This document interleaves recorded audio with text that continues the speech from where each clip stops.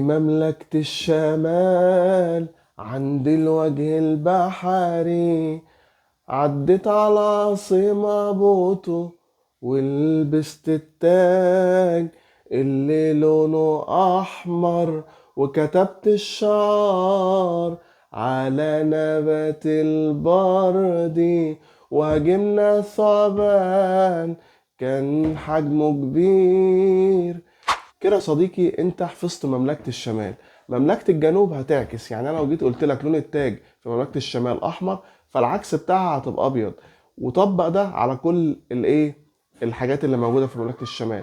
لو عجبك الفيديو ما تنساش تشترك في القناة، وان شاء الله الفترة اللي جاية هنزل لك اسئلة وشرح من اول رابعة ابتدائي لغاية تالتة ثانوي. هينزل لك مراجعات وهينزل لك شرح لاصعب الجزئيات. كان معاك مستر محمد صلاح. تابعني عشان ان شاء الله تشوف كل جديد في المناهج.